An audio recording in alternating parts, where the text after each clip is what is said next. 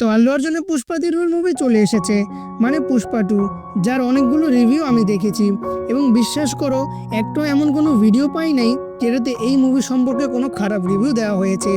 সবাই এটাকে এই বছরের সেরা সিনেমা বলে বিবেচনা করতেছে, এমনকি কেজিএফ, বাহুবলীর মতো ছবির সঙ্গে তুলনা করতেছে। তো আর দেরি কিসের, চলো আমরা সবাই একসাথে মিলে এই মুভিটা সম্পূর্ণ বাংলায় দেখে আসি। সিনেমা শুরু হয় জাপান থেকে, যেখানে এর মাধ্যমে কিছু অজানা কন্টেইনার জাপানে চলে আসে, আর ওই কন্টেইনারের ভিতরে লাল চন্দনের কাঠ ভর্তি ছিল। আর সেখানে পুষ্পা মানে আল্লু অর্জুনও লাল চন্দনের সাথেই ছিল। যখন জাপানিরা তাকে দেখে ফেলে এবং তাকে উল্টো করে রশিদে ঝুলিয়ে রাখে, কিন্তু কোনোভাবে পুষ্পা তার হাতের বাঁধন খুলে জাপানিদের সাথে লড়াই করতে শুরু করে। এখানে আমরা জানতে পারি এই লোকগুলো লাল চন্দনের কাঠ তাদের সাথেই রাখছিল, কিন্তু কয়েকদিন ধরে টাকা দিতেছিল না, যার কারণে পুষ্পাকে এখানে আসতে হয়েছিল। তো এখানে পুষ্পা এই লোকদের সাথে একটা অসাধারণ ফাইট করে, কিন্তু এরপরে পুষ্পার শরীরে একটা গুলি লেগে যায় এবং সে সমুদ্রের নিচে পড়ে যায়। কিন্তু এরপরে আমরা জানতে পারি যে আসলে এই সব কিছু পুষ্পার একটা স্বপ্ন ছিল। এতক্ষণ ধরে যা চলছিল তা সবকিছু পুষ্পা স্বপ্ন দেখতেছিল। এরপরে আমরা জানতে পারি পুষ্পা সিন্ডিকেটের লিডার হয়ে গিয়েছে। লাল চন্দনের কাঠ কোথায় যেতে হবে এই সব কিছু এখন পুষ্পা ডিসাইড করে। বর্তমানে পুষ্পা সব জায়গাতেই রাজ করতেছিল, কিন্তু তার কিছু শত্রুও রয়েছে।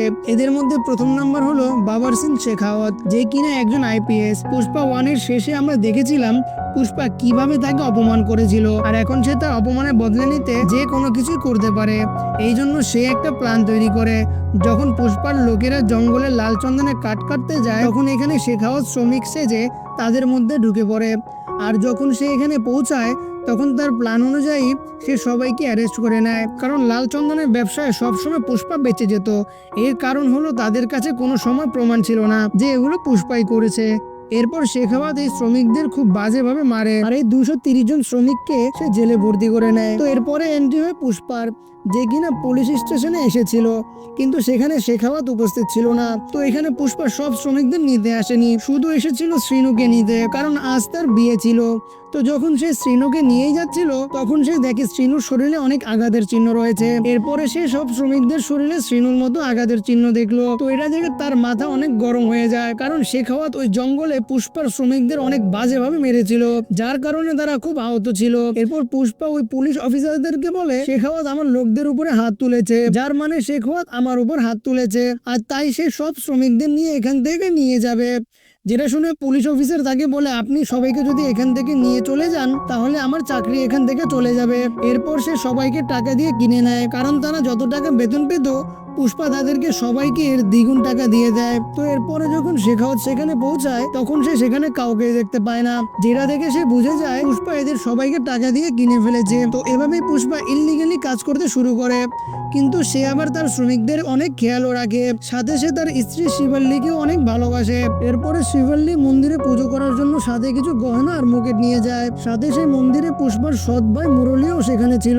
সে তখন শিবাল্লিকে বলে তুমি তো পূজা করে নেবে, কিন্তু তোমার কাছে নিজের কোনো গোত্র আছে কি, নিজের কোনো সারনাম আছে? মুরলি সব সময় তাদেরকে নিচু দেখানোর চেষ্টা করে, কিন্তু মুরলির মেয়ে কাবেরী তাদেরকে পছন্দ করত, সে তাদের সাথে সম্পর্ক রাখতে চায়। সে শিবাল্লিকে চাচি ডাকে, কিন্তু মুরলি কাবেরীকে নিষেধ করে তাদের সাথে কথা বলতে। তো পুষ্পা শিবাল্লির সব কথা মানে, আর আজ সে সীতাপ্পার সাথে মিলে সিএম এর সাথে দেখা করবে। এই কারণে শিবাল্লি পুষ্পাকে বলে যেহেতু তুমি সেখানে যাচ্ছ তাহলে সিএম এর সাথে একটা ছবি তুলে আনবে, আর আমরা সেটাকে ফ্রেম করে রাখবো।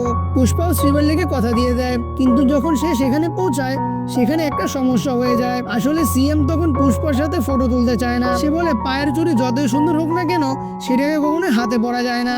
সাথে সে শিবাল্লির বিষয়ে দু একটা কথা বলে দিয়েছিল, এটা দেখে পুষ্পার একদমই ভালো লাগছিল না। বাইরে এসে পুষ্পা সীতাপ্পাকে বলে যদি তুমি এখন সিএম হও তাহলে তুমিও কি আমার সাথে এমন ফটো তুলবে না? তখন সীতাপ্পা বলে আমি চাইলে যা কিছু হয়ে যায় না কেন অবশ্যই তোর সাথে ফটো তুলবো, কারণ তুই হলি আমার ভাই। আর তখন পুষ্পা তাকে বলে তাহলে তুমি সিএম হওয়ার জন্য রেডি হয়ে যাও। পুষ্পা সীতাপ্পাকে একদম সিম্পল প্রশ্ন করে, সে বলে সিএম হওয়ার জন্য আনুমানিক কত টাকা প্রয়োজন? সীতাপ্পা বলে প্রায় 100 কোটি টাকার মতো। পুষ্পা এখানে তাকে বলে আমি তোমাকে 500 কোটি টাকা দেবো, কিন্তু সিএম তোমাকেই হতে হবে।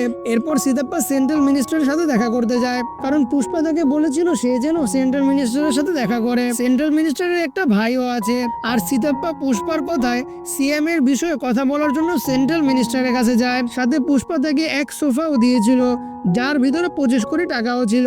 সিতাপ্পা যখন এসব কিছু দেখেছিল তখন সে পুষ্পাকে বলে এসব কিছু ঠিক না, এভাবে টাকা ওনারও কিন্তু ঠিক না, কারণ আমাদের টাকা বাঁচাতে হবে, কারণ 500 কোটি টাকা এমনিতেই পাওয়া যায় না। কিন্তু পুষ্পা তার কাছে বলে আমার কাছে কিছু প্ল্যান ছিল, যেটা সে সিতাপ্পাকে বলে। সে বলে এখন পুষ্পা ন্যাশনাল নয়, সে এখন ইন্টারন্যাশনাল হয়ে গিয়েছে। লাল চন্দনের কাঠের ডিল সে শুধু মুরগানের সাথেই করতো, যেখানে সে শুধু 1 টনে মাত্র 1.5 কোটি টাকা পেত। কিন্তু সে যদি এই ডিল বিদেশে নিয়ে যায় তাহলে সে এর চেয়েও বেশি টাকা পাবে। তো দেরি না করে পুষ্পা বিদেশে চলে যায়। সেখানে তার সাথে দেখা হয় এক বড় বিজনেসম্যানের। সে লাল চন্দন কাঠের ডিল করে। এখানে সে যদি 2000 টন লাল চন্দনের কাঠ তাকে দিতে পারে তাহলে সে তাকে 5000 কোটি টাকা দিবে। এরপর সে তার সিন্ডিকেটের সকল মেম্বারদেরকে অ্যাক্টিভ করে দেয়, আর সে তাদেরকে বলে দেয় যেসব জায়গা থেকে আমার লাল চন্দনের কাঠ চাই, তাই সিন্ডিকেটের সবাই লাল চন্দনের কাঠের জোগাড় করতে লাগে আর সেগুলো এনে পুষ্পার কাছে দিবে। কিন্তু তখনই এন্ট্রি হয় মাঙ্গেল সিনু আর তার বউয়ের। তারা আসলে জেনে গিয়েছিল যে শীঘ্রই 2000 টন কাঠ কোথায় যেন পাচার হতে চলেছে,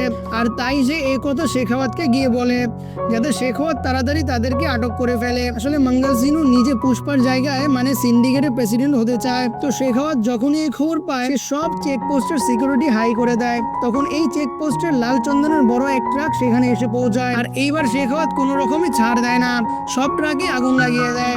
সাথে সিন্ডিকেট মেম্বার যখন এখানে এসে পৌঁছায় তখন শেখাওয়াত তাকেও মেরে ফেলে। কিন্তু মাঙ্গেল সিনু চাইছিল সে যেন শুধু তাদেরকে ভয় দেখায়। তো এখানে শেখাওয়াত বলে আমার ভয় দেখানোর পদ্ধতি কিছু আলাদা, আমি যদি একজনকে মেরে দেই তাহলে সিন্ডিকেটের বাকি মেম্বারও ভয় পেয়ে যাবে এবং এইসব স্মাগলিং থেকে দূরে থাকবে। তো যেই সিন্ডিকেট মেম্বার মারা গিয়েছিল তার শ্রদ্ধাঞ্জলিতে সব লোক আসে শুধু পুষ্পা ছাড়া। কিন্তু তখনই মাঙ্গেল সিনু আর এখানের কিছু লোক সিতাপ্পাকে বলতে থাকে যদি পুষ্পা আর শেখাওয়াতের মধ্যে মিল না হয় তাহলে সে এভাবে লোককে মারতে থাকবে, আর এমনটাই যদি চলতে থাকে তাহলে পুষ্পাকে প্রেসিডেন্ট পদ থেকে সরাতে হবে। কিন্তু সিতাপ্পা এটা কোনোভাবেই হতে দিবে না। এই জন্য সিতাপ্পা তাড়াতাড়ি শেখাওয়াতের কাছে যায় এবং সে তাকে কিছু টাকা দিয়ে হাত করার চেষ্টা করে, কিন্তু শেখাওয়াত তার কথা মানে না। সে বলে ওই রাতে আমার সাথে যা করেছে সেটা আমি কখনোই ভুলবো না। তখনই সিতাপ্পা তাকে বলে সে যদি তোমার কাছে ক্ষমা চায় সরি বলে তাহলে তুমি তাকে ক্ষমা করবে। এটা শুনে সে তাড়াতাড়ি রাজি হয়ে যায় আর বলে তাড়াতাড়ি পার্টির আয়োজন করো যাতে পুষ্পা সবার সামনে তাকে সরি বলে। এবং পার্টির দিন সবাই এসে পড়ে। সবাই এটা দেখতে চায় যে পুষ্পা আসলে কি শেখাওয়াতের কাছে ক্ষমা চায় কিনা, কারণ পুষ্পা আজ পর্যন্ত কারো কাছে মাথা নিচু করে নেই। তো পুষ্পা সিতাপ্পা শ্রীবল্লী আর কাটলেটের কথায় সিন্ডিকেটের ভালোর জন্য সে এখানে এসে শেখাওয়াতের কাছে ক্ষমা চেয়ে নেয়। এটা শুনে শেখাওয়াত স্যার অনেক বেশি খুশি হয়ে যায়, এমনকি সে এই কথা রেকর্ড করে নেয় আর এই কথাটা বারবার শুনতেছিল। কিন্তু এরপর পুষ্পা যখন ঘরে ফিরে যাচ্ছিল তখন তার অনেক অবাক লাগছিল, আর পার্টির সবাইও শখ ছিল যে পুষ্পা কেমনে সরি বলে দিল। পুষ্পার এতটাই খারাপ লাগছিল যে সে আয়নাতে তার মুখটাও দেখতে পাচ্ছিল না। এতে সে রাগ হয়ে যায়। সে সবাইকে রাস্তাতে ফেলে গাড়ি ঘুরিয়ে ওই পার্টিতে আসে। তখন শেখাওয়াত এখান থেকে যেতেই নিচ্ছিল তখন পুষ্পা শেখাওয়াতের গাড়িকে জোরে এক ধাক্কা মারে, যার কারণে সে সুইমিং পুলে গিয়ে পড়ে আর পুষ্পা সেই সুইমিং পুলে গিয়ে পেশাবও করে দেয়। শেখাওয়াত এসব বুঝতে পারছিল না যে আসলে এসব হচ্ছে কি। পুষ্পা এখানে শেখাওয়াতকে বলে পুষ্পা এক ব্র্যান্ড আর সে কারোর সামনে মাথা নিচু করে না। সে তাকে চ্যালেঞ্জ করে যে 2000 টন লাল চন্দনের কাঠ এই দেশ থেকে বাইরে বের করেই ছাড়বে। সে যদি এই কাজটা করতে না পারে আর যদি তার হাতে একটাও কাঠ লেগে যায় তাহলে আমি আজীবন মজদুর করব। এটা শুনে শেখাওয়াতের রাগ চলে আসে। সে তার এই চ্যালেঞ্জকে গ্রহণ করে নেয় এবং সে সব চেকপোস্ট যেখান দিয়ে গাড়ি চলাফেরা করে সে এইসব কিছু বন্ধ করে দেয়। কিন্তু শেখাওয়াতও দেখে এই যে ব্রিজ এর নিচে যে নদী আছে সেটা তো অনেক খালি রয়েছে, কারণ এখন ছিল গরমের দিন। সে বুঝে গিয়েছিল যে পুষ্পা এই নদীর মাধ্যমে তার ট্রাক নিয়ে যাবে। তার এই সন্দেহ একেবারে সঠিক হয়, কারণ পুষ্পার যত সব গাড়ি ছিল সব এই নদীর মাধ্যমে বাইরে যাচ্ছিল। তো পুলিশের জিপ তাদেরকে অনেক সময় ধরার চেষ্টা করে কিন্তু তারা ধরতে পারে না। এরপর শেখাওয়াত সে তাদের ট্রাকের সামনে চলে আসে আর বড় এক শটগান নিয়ে তাদের ওপর ফায়ার করতে শুরু করে। তখন কাটলেট এই সব কিছু পুষ্পাকে জানিয়ে দেয়। তখন পুষ্পাও তাকে বলে সবাই এখান থেকে লাফিয়ে পড়ো, এখানে কোনো মানুষের জীবনকে বিপদে ফেলা যাবে না। এরপর কাটলেট সব ড্রাইভারকে নিয়ে এখান থেকে চলে যায়। তখন শেখাওয়াত ট্রাকে যত লাল চন্দনের কাঠ ছিল সেগুলিকে নিয়ে নেয়। এটা দেখে মঙ্গল সিং ও তার বউয়ের অনেক ভালো লাগছিল, তারা তো এনজয় করতেছিল। মিডিয়ার সামনে তারা বলেও দিয়েছিল যে এগুলো হলো পুষ্পার মাল, কিন্তু কিছুক্ষণ পর আমরা জানতে পারলাম যে এই সকল কাঠগুলো আসলে সাধারণ কাঠ ছিল। শেখাওয়াত এখানে পুষ্পার সামনে ফুল হয়ে যায়, তো পুষ্পা তাকে একটা ফুলও দিয়েছিল। শেখাওয়াত তখন বলে আমি এখানে একলা ফুল হই নাই, মঙ্গল সিং ও তার বউ এখানে ফুল হয়েছে, মানে আমরা তিনজনই ফুল হয়েছি। তো তখন পুষ্পা তাকে বলে পুষ্পার নাম শুনে কি ফ্লাওয়ার মনে করেছিলে? পুষ্পা ফ্লাওয়ার না, পুষ্পা হলো ওয়াইল্ড ফায়ার। সাথে সে এটাও বলে এইসব লাল চন্দনের কাঠ কিছুক্ষণ পর বর্ডার ক্রস করতে চলেছে, যদি আটকাতে পারো তাহলে আটকিয়ে দেখাও। তখনই পুষ্পা শ্রীবল্লী আর তার পুরো পরিবারকে হিন্দুদের একটি ফেস্টিভ্যালে নিয়ে যায়, যেখানে শ্রীবল্লী হঠাৎই মাথা ঘোরাতে শুরু করে। তখন আমরা জানতে পারি শ্রীবল্লী প্রেগন্যান্ট। এটা থেকে পুষ্পা হিন্দুদের কালিমার গেটআপ ধারণ করে নেয়। এরপর শ্রীবল্লী পুষ্পাকে বলে, তুমি আসলে এসব কি করতেছো? তখন পুষ্পা তাকে বলে, আমার একটা ইচ্ছা ছিল, আমি কালিমার কাছে এটা মেয়ে সন্তান চেয়েছি, কারণ ছেলে হলে তাকে সারনেম দিতে হবে, আর মেয়ে হলে সে অন্য কারো ঘরে গিয়ে অন্য কারো সারনেম পেয়ে যাবে। তখনই আমরা দেখতে পারি পুষ্পার ভাতিজির সাথে কিছু লোক মিসবিহেভ করতেছিল, যেটা দেখে পুষ্পার অনেক রাগ চলে আসে আর সে ওই লোকদের সাথে ফাইট করতে শুরু করে। কিন্তু তখনই সেখানে মুরলী চলে আসে আর সে পুষ্পাকে বলে, যদি তুমি এসব করে দাও তারপরেও তুমি তোমার সারনেম পাবে না। তুমি মনে করতেছো কি তুমি এসব করে আমাদের সাথে যুক্ত হয়ে যাবে? তুমি সবসময় অনাথ ছিলে আর সবসময় অনাথই থাকবে। শ্রীবল্লী যখন এসব শুনতে পায় তখন সে মুরলীর ওপর অনেক কথা বলে। এরপরে যারা মুরলীর মেয়ের সাথে মিসবিহেভ করেছিল, মুরলী তাদের সবার মাথার থেকে চুল ফেলে দেয় এবং তাদেরকে জুতার মালা পরিয়ে দেয়।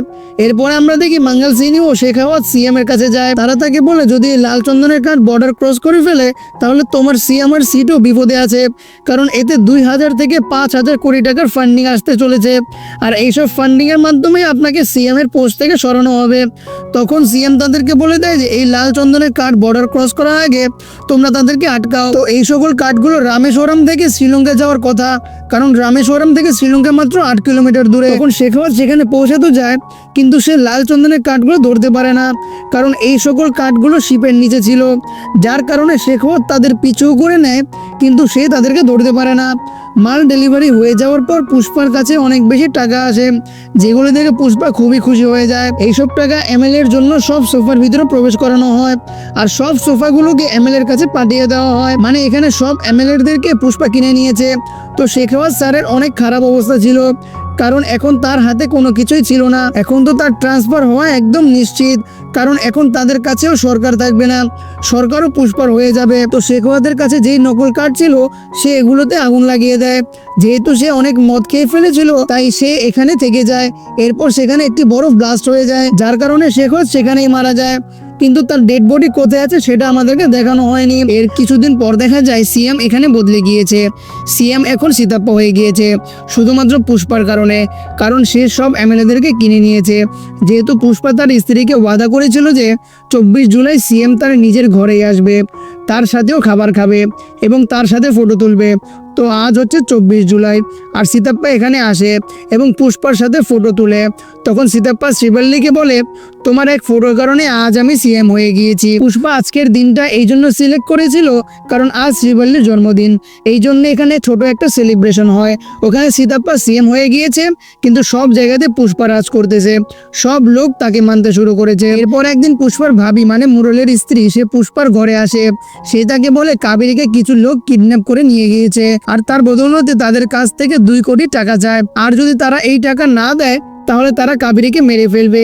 এই কথা যখন পুষ্পা শুনতে পায় তখন প্রথমে সে নিউজ চ্যানেলের কাছে যায় আর লাইভে এসে ওই কিডন্যাপারদেরকে বলে, আমার ভাতিজি কাবেরী যদি কিছু হয় সে তাদেরকে মেরে টুকরো টুকরো করে ফেলবে, তাদের কাছে শুধুমাত্র 1 ঘন্টা আছে, তারা যদি এই সময়ের ভিতরে কাবেরীকে তাদের কাছে না দেয় তাহলে সে সবাইকে মেরে ফেলবে। এই কথা সীতাপ্পা ও সেন্ট্রাল মিনিস্টারও জানতে পায়। কিন্তু এখানে আমরা একটি কথা জানতে পারি যে যেই লোকেরা কাবেরীকে কিডন্যাপ করেছে তারা আর কেউই নয়, তারা ছিল সেন্ট্রাল মিনিস্টারের ভাইয়ের ছেলে, মানে সেন্ট্রাল মিনিস্টারের ভাতিজা।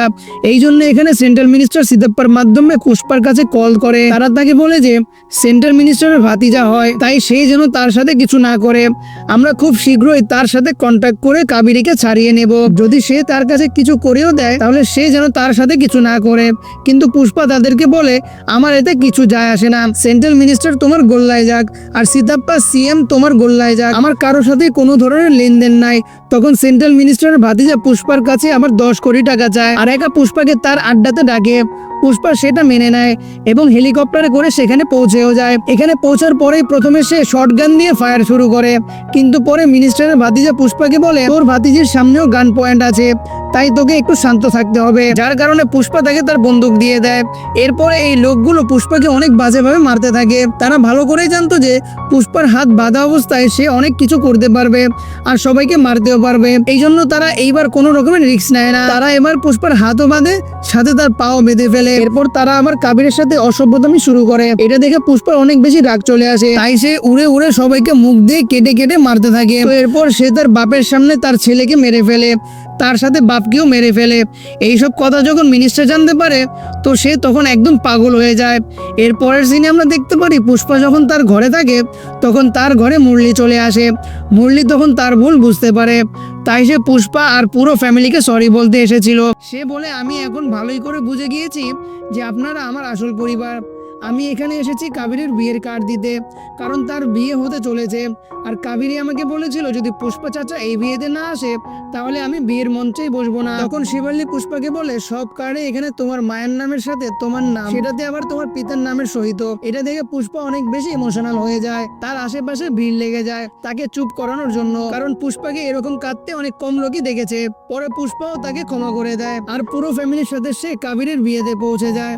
এরপর আমাদেরকে মিনিস্টারকে দেখানো হয়, যার কাছে একটা লোক একটা পার্সেল নিয়ে আসে। যখনই সে পার্সেলটা মিনিস্টারের কাছে নিয়ে আসে আর তখনই পাহাড় থেকে একটা লোক সেটাকে ব্লাস্ট করে দেয়। আর এখানে এই মুভিটা শেষ হয়ে যায়। এই লোকটা কে ছিল সেটা আমাদেরকে দেখানো হয়নি, যেটা দেখে আমরা বুঝতে পারি পুষ্পা 3 আসতে চলেছে। তো এই ছিল আজকে আমাদের ভিডিও। আমাদের ভিডিওটি ভালো লাগলে অবশ্যই চ্যানেলটি সাবস্ক্রাইব করে দিবেন।